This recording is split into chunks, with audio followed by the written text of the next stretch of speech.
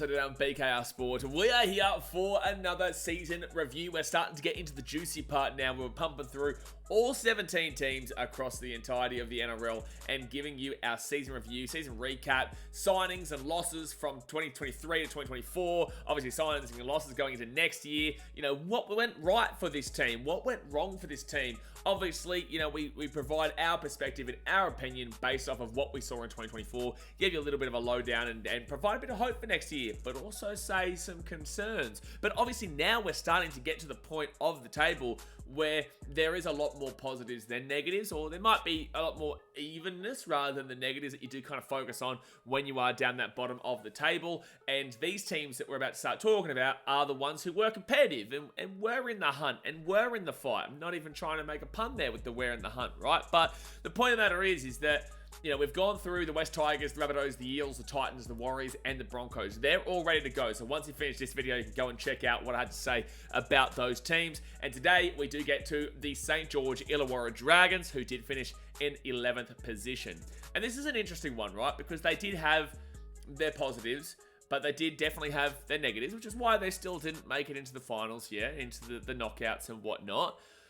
But there is still, you know, there is concerns and there is positives. So this is going to be an interesting one because they only just missed out. It's not like they missed out by a significant margin. They finished on 28 points, whilst the top 8 was 30 points, right? But the points differential is also something that we'll have to talk about in a second. But the fact of the matter is they were only the one win off, and realistically, the Dragons season came to a close because of one team in the second last round of the season, which they should not have been losing to. They should have put a score past realistically, especially when they're in the hunt for the finals. But that's the issue, is that when they were expected to win, they would lose, or when they were expected to lose, they would win. So the Dragons really did change around the opinion and perspective of how they went into the season, and people thought this team was going to struggle. You know, obviously brought in a new coach in Shane Flanagan. They, you know, a very similar situation in regards to, you know, the Titans with Desi Hasler, but the Dragons were able to click a lot more quickly, because although it does show here 22 points for the Titans with Desi and 28 points there for the Dragons with Shane Flanagan, this was a lot more of a consistent season than what you saw down here. So the Dragons obviously had a much better year in that regards, despite the fact that it was only a 3-win difference of 11 to 8, yeah? But the point of the matter is that the Dragons were a consistently inconsistent team this year, where they would win one game, then lose, then win, then lose, then win, then lose, then win. We'll get into the draw in a second. But I think that the first thing that needs to really be spoken about in regards to a positive note for the Dragons is that they are expected to be last or second last. They were expected to be down here. They were expected, I think I had them in third or fourth last. I had the Tigers to come here. I had the Bulldogs to come here that we'll speak about. But then I think I had the Dragons like 15th or 14th, right? So it's not a drastic, complete difference comparatively to where they did finish up on the table on 11th. But it does show that a lot of people had them here. I had them around here, but they finished up there. And really, they should have made the top 8. They really should have made the top 8 based on the back end of the year. But obviously didn't happen. Now, let's have a look here in regards to their losses and wins. Obviously, they still finished with less than 50%, which is 11 wins and 13 losses.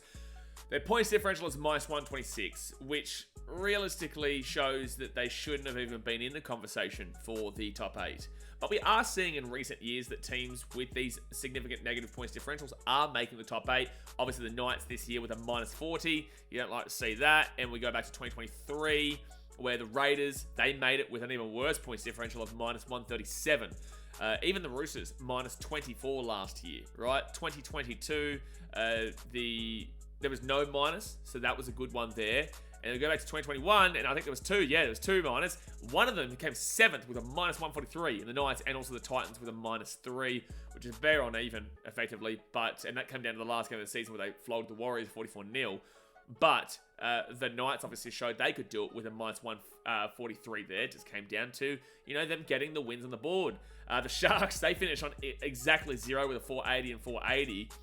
These two teams, obviously, minus 117 and 115, so close. Obviously, this was a shortened season.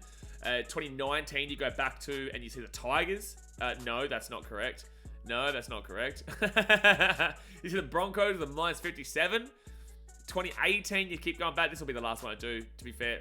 But it will be... Let me just turn this off, I think. Yeah, there we go. So then we go back here to this area. And wow, there's actually a lot of teams that weren't that insane in regards to their points differential. So the point of the matter is that regardless of the fact that... Let's just go to round 27. Regardless of the fact that you finish on minus 126 here... The point of the matter is that there's been a couple of years that have shown that if you get enough wins, you can actually, you know, get your way into that, right? And it's like if you had just won the 2 more games this year, then you would have been in the 8, regardless of the fact that your points differential was dreadful. Which, again, didn't happen, and I'm just kind of talking in whatevers right now, you know, what ifs. But the point of the matter is that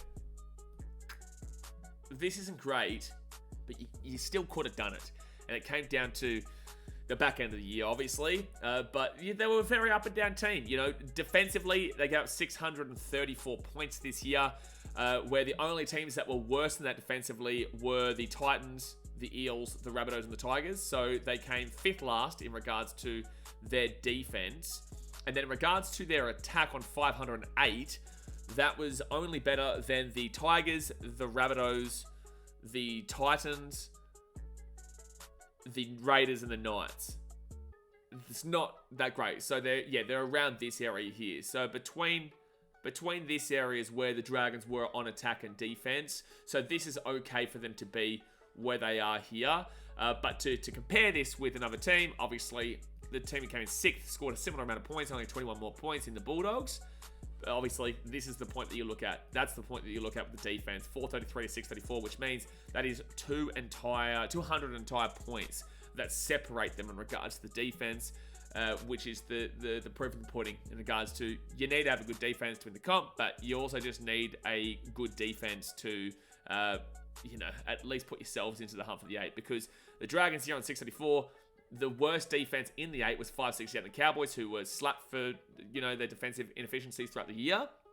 And yeah, the 568 was the worst. And then you go have a look at the Knights here, who didn't score any points, but they defended well with 510, 521 here for Manly. And then you're getting into the 400s outside of the Cowboys. And then you obviously go up here to the Panthers with the 300, right? So yeah, the defense is what really let them down. But again, this wasn't that great anyway. So the point that I'm trying to make here is that they weren't a great deal far off points and wins wise from the one more win technically they needed there to be, on par. But they actually were quite off the pace in regards to their defense and in their attack, because it's more so around this 12 through kind of 15 area, or 12 through 14 area. Realistically, 12. I think 12 and 13 actually, because the Titans were exactly where they were both sides. So it's probably around this area. So they were actually a little bit off in regards to their attack and their defense. They weren't so much off in regards to the points that they actually achieved. And then obviously that is where they are a little bit off. But again, that's 86 points difference from the Knights that could have been done over. They could have absolutely been able to do that. Again, what ifs? But I'm just trying to give you that comparison to where you thought you were going to be and where you actually should have been. Because if you had have won the Eels game that you lost 44-40, I 100% believe you get here on 32 points. Because who they play in the last round of the season again? They played the Raiders. And I don't think that they lose this game, considering the Raiders, when they played the week beforehand and lost, didn't they? Let's go quickly have a look here. The Raiders, bang, we go down here to the second last game. No, they beat the Roosters, so they would have been up for it. But with that being said, I'm going to click on the same game anyway. But you go down here, you click on this one. That being said, the Dragons led this game quite well. So they scored 4 really early tries. Obviously, I know this is interceded by the Dane Levi try, but they came home strongly and only won it in the last few minutes. And I think that if the Dragons are playing something for at that point, they do go on to make the finals, because if they had won that, but we'll get into the draw in just a few seconds. So the point of the matter is that despite the fact that there was a lot of mediocrity throughout the Dragon season here, they actually still should have made the 8. They still should have been able to do it. They should have actually finished with 2 wins to finish the year, which would have put them onto 32 points and a win-loss record of 13-11 rather than 11-13. So I think that the issue with the Dragons this year, and you look at this in regards to the table, you say it is just inconsistency. It is just the fact that they would just win this game and then lose that game and win and then lose and win then lose and win then lose. And we're going to prove that right now. All right, so they start the season off here against the Titans, obviously my team, and they flog us 28-4. You know, the Battle of Deathy versus Shane Flanagan. Obviously, the Dragons were a lot more ready for that than the Gold Coast were, and we've already gone through the Titan season review, so you can go and check that out. But the point of the matter is that the Dragons were not favourites for this game. They were not favourites, and they surprised. They surprised heavily over the Titans and whooped them. And it was a clinical performance as well. It was a much better performance there by the Dragons. So they started off the season very well, but then they had this, and they lost 38-0 to the Dolphins. And one, that's unacceptable. Two, you look through the season and they finished on the exact same win-loss. Obviously, much better points differential, scored a few more points and conceded a few less points. But 38-0, I'm pretty certain the Dragons went into that game as favourites. I'm pretty certain. If I'm wrong, then I'm wrong. But I'm pretty certain they did, and they got absolutely whooped in that game. So all the positivity from this game here, where there was a lot of positivity, it was completely and utterly wiped out by this game here against the Dolphins in round 2. So you kind of just forget about this, eh? Like, you really do. You kind of forget about it just because this really hurts you. And then this really hurts you too, where you lose 46-24 to the Cowboys, who were really poor at the time too. The Cowboys struggled for the first half of this year. And a large portion of this year before obviously coming home quite strongly, right? So to start your season off, you went 1-2 with 2 big losses and 1 big win, which just shows the vast difference between the type of team the Dragons can play as. Will they come in and play like this and absolutely whoop a team when they weren't even necessarily expected to, especially away from home as well, but then, you know, stay in Brisbane, stay in the Southeast Queensland area and get flogged by Redcliffe, who they weren't expected to lose to, or especially not by that much. I think the Dragons were favourites. And then you have this one where they come home, their first home game of the season, and have 46 points put past you, which means 50, 60, 70, 78, and then obviously 84. So 84 points in 2 games there, and you only scored 24. So 84-24 in regards to the points differential there against, so that's negative. And then you look at this and you go, well, we scored a lot of points here, but we conceded barely anything. So how do we go from conceding 4 points to then conceding 38 and 46 to 2 teams that were struggling as well? So this right here summarizes their season. And then you even come down here straight afterwards. They beat Manly 20-12. They lose to the Knights 30-10. They beat the Tigers 24-12. They beat the Warriors 30-12. And they get flogged 60-18 by the Roosters. And they get beaten 20-10 by the Sharks there as well. So right after they have their really inconsistent start of the 1 and 2 where they get flogged and also flog another team, they then go into, that's great, we win there, good result looking back at it in hindsight.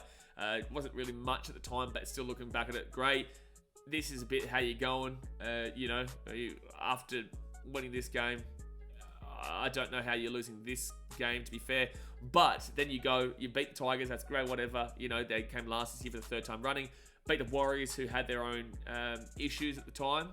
Obviously went and lost to the 0-6 Titans that you'd already beaten at that point as well.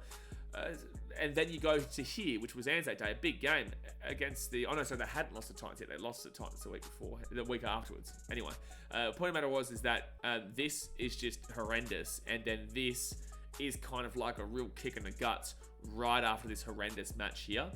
So there's no real pinpoint in this opening 9 rounds for the Dragons. There's no point where you say, this is the game that screwed them, this is the game that mucked them, because even though they did lose this game 60-18, they'd already shown their incredible inconsistencies through the first part of this year, and especially through that first 3 rounds, or even first 4 rounds there, right? So you get to that Roosters game, and a lot of the time you'd be like, okay, well, they lost all their momentum and they lost everything there, but they didn't lose everything there. They didn't have anything to lose at that point because it was just bang, bang, bang, bang, bang, bang, bang, right? You then go to beat the Rabbitohs here, which is looking back on it a bit of whatever. Even at the time, it's a bit whatever. Had the bye, and then you get flogged here, right? And then we're about to get to the peak of inconsistency. The peak of inconsistency. And don't worry, there's another result similar to this later on. But you lose 44-12 to the Bulldogs, who again aren't an attacking team this year. Aren't great attacking-wise. You go back and you have a look, 529 points. The second worst attacking team in the top 8, only to the Newcastle Knights, who also, mind you, put 30 points past you. So the Knights, at this point, well, not at this point, but the Knights, they only scored 470 points, which is bottom 4 for attack this year. Actually, second last. The Knights were second last for attack in 2024. Second last. And you can see 30 there. And then you go down here to the Bulldogs, which, again, they were a really good defensive team this year, which is what put them into 6th position here. Their attack was only 529, right? Which is only about 59 points over the course of the season better than, the second worst attack in the comp. So that means you look at it again, 529 for the Bulldogs is only better than the Knights, the Raiders, the Dragons, yourselves, obviously, the Warriors, the Titans, the Rabbitohs, and the Tigers. So, like, attacking-wise, they were still better than a few teams down here. They're probably around this area, just off the top of my head, just while I'm talking. But the point of the matter is that you conceded a significant amount, 44 to 12, 44 to 12, and 30 to 10 to the second worst attack in the comp and a, bottom 8 defensive team in the comp, bottom 7, bottom 8 attacking team in the comp, sorry. So that's a clear worry there. But again, it comes down to the inconsistencies because the very next week you played the second best team in the competition, the team that's won 3 premierships in a row, the Panthers, in Penrith, and you win 22 to 10. I want to have a quick look here to see who was playing for the Panthers that day. Was this Origin time? So Dane Laurie was playing. Okay. Jack Cole was playing. Schneider was playing. Mitch Kane was playing. Okay. I'm not even going to continue looking through that. So that's a bit of a red herring, that one. It's a little bit of a red herring because the Panthers had a lot of players out. Yeah, it would have been Origin. But, at least he won in Penrith. But I would wipe that out. You beat the Tigers 56-14. It is whatever. I know you scored 56. That's great. But it's the Tigers, right? And you go get flogged by Manly. So what does this mean when you're getting this? And what does this mean when you're having this result? Right, straight after it, and also a team that you go back to and you already beat once this season. The inconsistencies are rife through this year. Rife for the Dragons, right? You got your bye, and then you get a solid enough win there against the Dolphins. You want to know an inconsistency? You won 26-6 here. Well, then how do you lose 38-0 to them in the second round? How do you have such a drastic and vast difference between a 38-0 pumping by the Dolphins and then you win 26-6? Where is the lack of... Well, where is the disconnect between the way you performed in that round 2 game to the way you performed in that round 17 game? Why is it so drastic?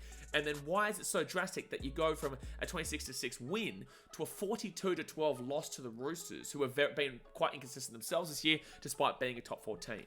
Right, so you've got that. You then go to the Broncos, who you did beat 30-26. Congratulations, had the bye, and then you get beaten 46-10. I get that, right? I am very aware that this is a result that you should expect against a Panthers team. Maybe not expect, you don't want that to happen, but it's like if it happens, you're like, okay, it's the Panthers. Hello? Hello? You go from losing at home 46-10 to the Panthers to beating the Storm in Melbourne 18-16. That doesn't make sense. And then you come back home and you lose to the Dogs 28-10.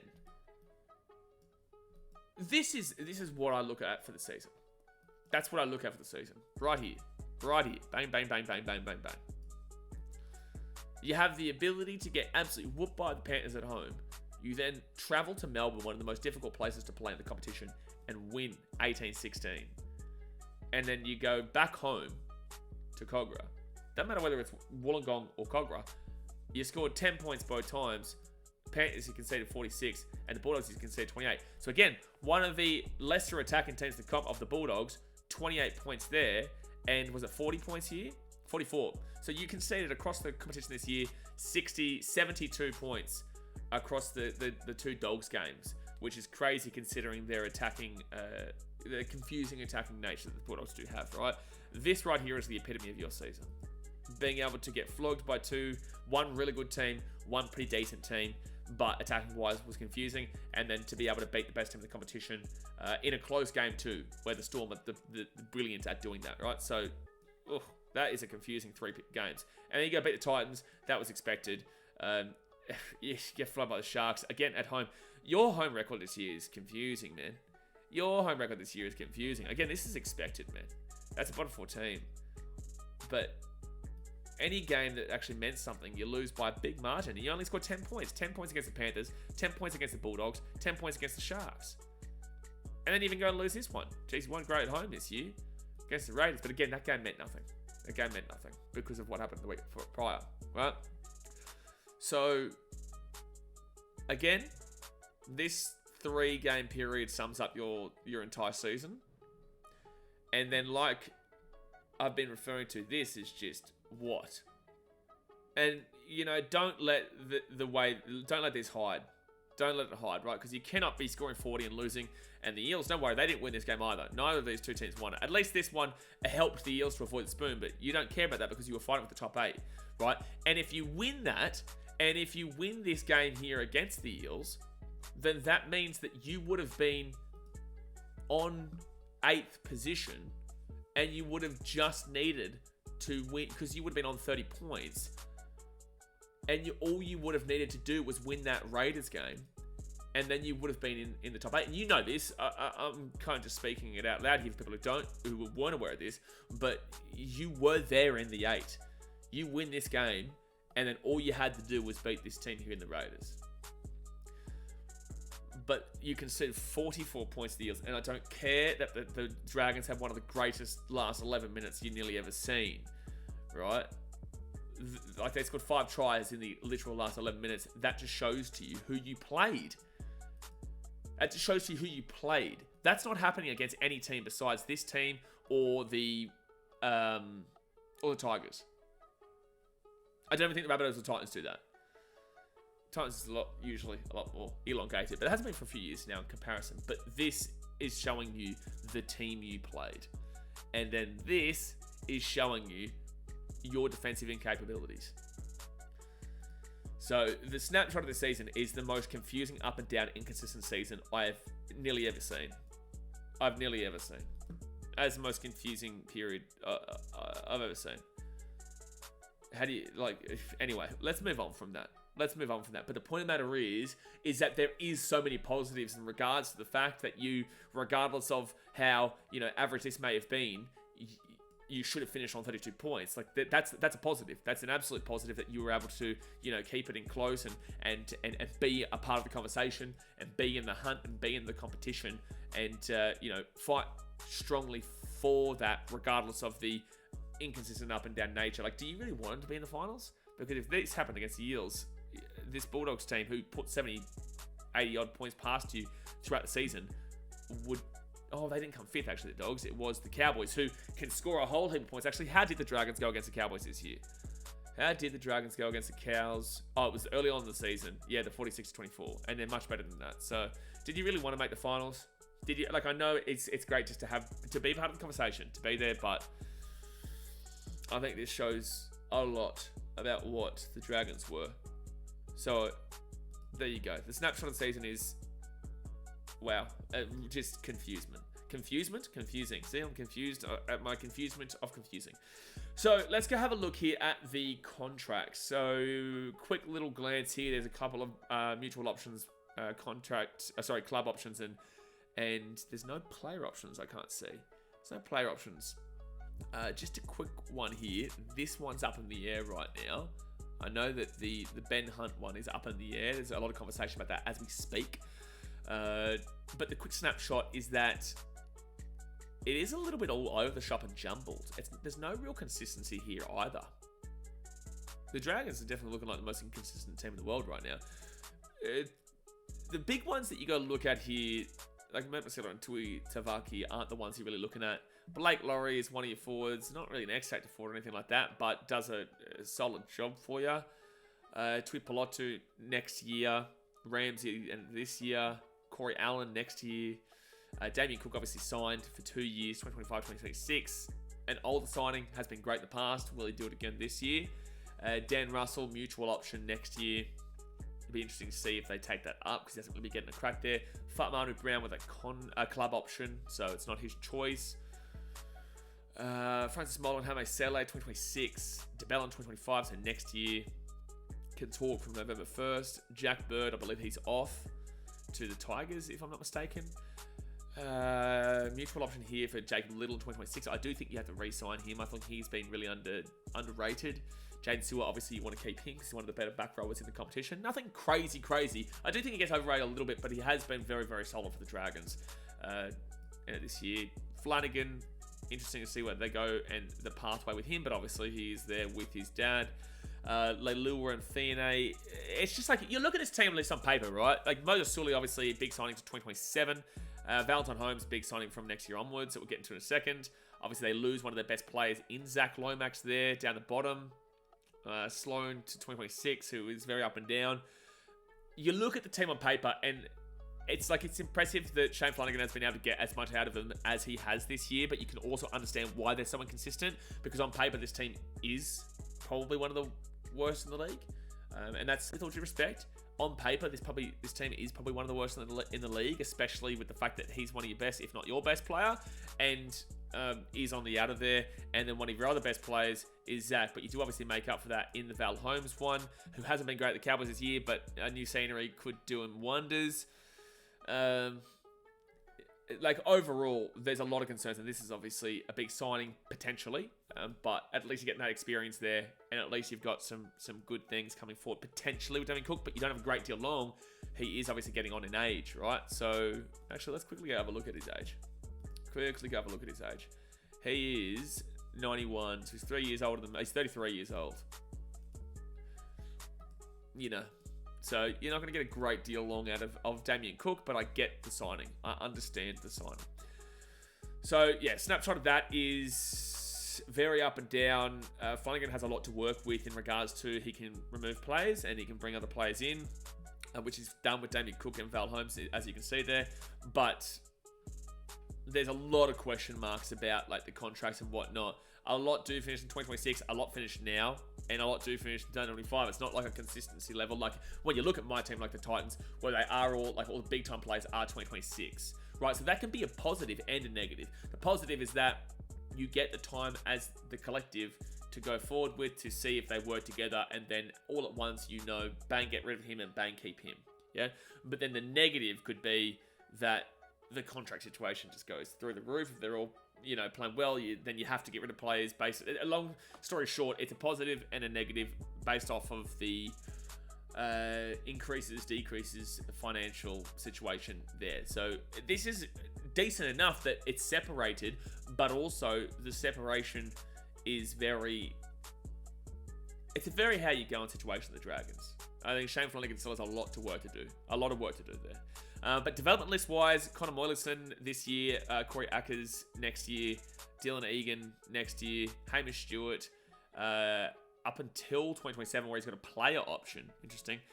Jackson Sherab and Josh Corrich this year. I've heard of him, and I think he's played a game or two, if I'm not mistaken. From first glance, as a non-Dragons fan, I wouldn't say this is one of the better development lists in the competition. I wouldn't. But with that being said, this is a team that is built off of, this is a team that is built off of being a little bit individual. They're very different to what you would expect, and just kind of getting some results onto the park. You know what I'm saying? So I'm sure the Dragons know what they're doing here. I just, from an outsider's perspective, wouldn't say that it's exactly exciting. I would say it's quite... We need to see a lot, out of these guys, and the conversation isn't around these guys. There's a lot more conversation about other development lists across the competition. So the 2024 gains that come into this year, obviously they got Hamai Sailor from the Rabbitohs, Kyle Flanagan from the Bulldogs, Tom Eisenhuth from the Storm, Corey Allen from the Roosters, Jesse Marshke from the Bears in the New South Wales Cup, Raymond Fatala-Mariner from the Bulldogs, Christian Tuipulotu from the Eagles, Luciano Leilua from the Cowboys, and Manu Brown from Hull. A lot of signings there, but they also lost a lot of players as well. They lost Jaden Sullivan to the Tigers. They lost Zane Musgrove to the Warrington Wolves, Billy Burns to the Sharks, Tyrell Fumaono, unsigned, Jaden Hunt to the Broncos, Nick Louis Tosso to the West Tigers on a training trial, Tautau Moga unsigned, Tautau Amon deregistered by the NRL, and Paul Turner, Featherstone Rovers. There is not one player here that the Dragons should feel sorry that they don't have. Not a single one. the best option there is Jaden Sullivan, and he's not even getting a crack at the Tigers anymore. So this is actually some good work here by the Dragons to get rid of players that weren't aligning with how their direction is, and players that aren't really on... Like, this one's obviously a bit of a different story. But for the majority, you shouldn't be upset about really any of the losses there, because I don't think it impacts your direction, and I don't believe it impacts this club too significantly in a bad way. In regards to the gains up here, though, Hame Sele, I get it. Kyle Flanagan with his dad, it does make sense in a way, but hasn't really got it going at any club he's been at, whether it be the Sharks or the Roosters or the Bulldogs or wherever. I somewhat get it. Tom Eisenhuth, that's a Flanagan signing. Defensively, did some really good work this year. Also had one really bad game, but isn't an X Factor one, just a hard worker. Corey Allen, confusing. Jesse Marshke, okay. Ryan Vitala-Mariner, liked him this year at the Dragons, to be fair. Christian Tuipulotu, like it. Lucian Leilua, like it. And Fat Manu Brown, bit of whatever. So like there's some really good signings there. Not great signings, but good signings that start to adjust, and really important signings. Like that, and probably Christian Tuipulotu as well. So I would say, and even Lucian Leilua, to be fair, there has been some good signings in Hame Sele. Like there is some good signings here. I just don't think it's like a game changing. It's club direction changing for sure, but it's not like a game changing amount of gains there. But it does really adjust the direction that Shane Flanagan obviously wants to take them in. So yeah, okay with this. I like it. No world beater really, but it works for the Dragons, is what I would say. So I think that was good by the Dragons, and I think that was decent enough, and I would even go as far to say good. So not unhappy with any of this from an outside perspective. Regards to the gains for next year, so it doesn't have Val Holmes here yet when he should be there. So they've got Damien Cook from the Rabbitohs and Val Holmes from the Cowboys. If they've got anybody else, guys, it hasn't come up here, so I can't go off of that. But I do think that Damien Cook and Valentine Holmes are big name players, which the Dragons don't necessarily always go to do. They usually pick up players, for example, like a Tommy Eisenhuth, or like Raymond Fatala-Mariner from the Dogs, or, you know, even like a Christian Tuipulotu. I'd say Luciano Leilua got a big enough name. Even Hame Sele didn't have enough of a name, really. But Damien Cook and Valentine Holmes are two Origin players. Damien Cook, Australia, and also New South Wales. Val Holmes, Australia, and also Queensland. So the two signings here going into this year, Val's only like 28, right? 28, 29. He's not as old as people think. He's just been around the game for a long time and gone to America and come back and whatnot. Damien Cook obviously is on the agey side. He'll be 34 next year. So I don't necessarily think you should hold out too much hope for this, but he is good direction in regards to that hooker role. But I thought Jacob Little did a good job, to be fair. So this isn't exactly the most game-changing positional acquired. But I would say Val Holmes is really an impressive signing in regards to you're losing Zach Lomax in the kicking game. So now you get Val Holmes on the kicking game. Val Holmes is more experienced, I guess, than Lomax. But like, there's no excuse to lose Lomax, by the way. There's no excuse there, even though he wanted to. But I get it. The point of the matter is that when you think of Val Holmes and the addition you're getting there, you're losing in regards to Zach Lomax. So you got to weigh the both of them up there. I don't think you gain from that exchange, right? So those are the two signs there. But I'm actually more impressed with this than I am with the 2025 gains, despite the fact they're getting a big name in Val Holmes, and despite the fact they're getting a big name in Damien Cook. There are reasons to saying that this is actually probably better, despite the fact it doesn't look like that. And again, Val Holmes, great play. If you had got him and you had Zach Lomax, this would be a really good off-season, really. But I think there's question marks still. Especially, you look at the losses. Zach Lomax, Savelia Tamale, and Jack Bird. Again, if there's any more losses, it just doesn't have it here. Zach Lomax is a unacceptable loss, despite the fact that he was the one who obviously went out there. I'm very aware of that, and I guess Val Holmes is a good replacement for him, but he's obviously super young, has a massive ego on him, that's for sure. But the point of the matter is that he was one of their better players, and they did develop him. So it's actually more so unfortunate on his end, but am I surprised? Absolutely not. And then, this one's a bit of it's okay, that's fine. And Jack Bird obviously is getting on and goes to the Tigers. So this is very, very unfortunate with Zach. But the other two, it's like, okay, you'll get by. So I preferred their off-season there, but obviously we've still got their off-season here to go. Like, we're not done yet with the off-season and the potential acquisitions. I don't think that's a word, but potential players being acquired and potential players being lost. But at the moment, I do like the directional change that we saw from the 2024 gains and losses. So overall, you look in regards to the Dragons and you say, this team, I believe, is buying into Shane Flanagan. And I do believe that they are a solid enough team. But the issue is that the X factor isn't there. And I guess that's why they've gone for Damien Cook. And I guess that's why they've gone for Val Holmes. But they're also losing the X factor of Zach Lomax. So it's 2 and 1 there. But the extra 1 for the X factor positive side is that Damien Cook will be 34 years old. You know, and he is slowing down. It has been seen, right? So the Dragons aren't... They're not going to be up here anytime soon. And by anytime soon, I mean this next year coming up, right? Or maybe even not the next year after that, because again, they'll have to look hooker-wise elsewhere, all that sort of stuff. Point matter is, I don't see them in the top 4 anytime soon. I don't see them as a home finalist anytime soon. But I can see them, regardless, finishing in the 7 or 8 next year, or just being in the exact same position. The Dragons are a very, and I'm sorry Dragons fans, you will hate the terminology I'm going to use here, but they are a very, very basic and bland team, where you will see results, you will see moments, you will see them compete, you will see them be part of the conversation, and you will see them be a part of the competitive nature of the competition. They will be there when you're competing. But they're not going to give you this absolutely unbelievable explosion. You know, because when Shane Flanagan back in 2016 had the Sharks, he had Mick Ennis, he had Ben Barber, he had a prime Val Holmes, mind you. He had and that's another reason why Val Holmes has obviously gone there. You know, he had James Maloney, Chad Townsend in his prime as well. You know, you had Big Andrew Fafita. These guys were, Paul Gallen, these guys were all known stars. These guys were all big-time players. I know they developed even better underneath him, but the fact of the matter is that he did have a wide range. I don't think that you go through and you look at the contracts and the players that they do have here and say that you have the equivalent to that Sharks team in 2016. Can you build it? Can you develop it? Sure. Absolutely. Sure you can. But I don't think you should have too high expectations in regards to 2025. But again, I don't see you finishing here. Is there a world you finish here? Absolutely. I don't think you come last. But is there a world you finish down here in the bottom 4, bottom 5 area? Absolutely. I don't see that though. I see you being pretty much in the exact same area.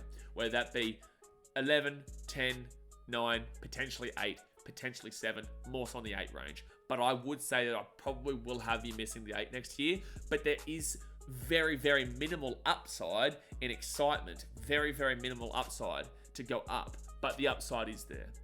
So you're a very confusing team. Your season was epitomised by getting flogged by the Panthers at home, beating the Storm in Melbourne, and then getting flogged by the Bulldogs at home. You're all over the shop. But you're a hard-working team. And you do have a passionate fan base, despite the fact that when I went down to Wollongong this year, Illawarra and the Illawarra Steelers fans and the St. George fans, the Dragons fans, hate each other. Cogra and Wollongong fans, they hate each other. But at least you're passionate for your team, right? You do have a strong fan base. I just don't know where you're at in regards to being able to take the next step. You've got to find a way to take that next step. Because again, Ben Hunt may be gone this offseason. He may be gone. The Dragons may release him this year. I think that would be ridiculous considering they kind of need him next year. Because otherwise, who comes into the halfback? You know, who is good enough to go in the halfback unless you sign somebody? It's a harsh part for the Dragons where you're kind of in purgatory. When I was talking about the Warriors on the other video the other day, they're in purgatory as a club throughout their history. But the Dragons are currently in a state of purgatory, in my opinion, where you just don't know how to take them out of the state of purgatory, where they're not the worst, but they're not the best. They haven't always been here, like where the Warriors have kind of been, but the Dragons are not the worst, but they're not the best. Right, they're just in a weird state of purgatory. So there are some exciting things with them, for sure, especially with the experience of Damien Cook and Val Holmes and whatnot. They're losing players and whatnot. There's changes, but next year, I don't know how important of a year it is, but they'll be here. And that's as far as I'll say. Like, they'll be competing. But I think that's all I have to say here about the Dragons today. I hope the Dragons fans do understand where I'm coming from and can see what I'm pointing at. Obviously, you're going to look on the more positive side of things. I'm not looking at the negative side of things. I'm just giving you the overall perspective from outside of your club on my opinion and my perspective. If you disagree with me, please comment it below. I would love to hear your thoughts. If you agree with me, please comment it below. I would love to hear your thoughts. You know, I do open the conversation to you. You know, I'm not necessarily right, you're not necessarily right, but these are our opinions. So do drop it in the comment section below. Obviously, hit that like button and subscribe if you are new around here. We're doing all 17 teams. Next up, we'll be doing the Redcliffe Dolphins, who did come in 10th position. We're starting to get to the good teams as well in the top 8. So yeah, it's exciting stuff. And we're doing the final streams and whatnot as well. So yeah, like I said, I appreciate you guys, and I will see you guys next time. Thanks for watching. Catch you later. See ya.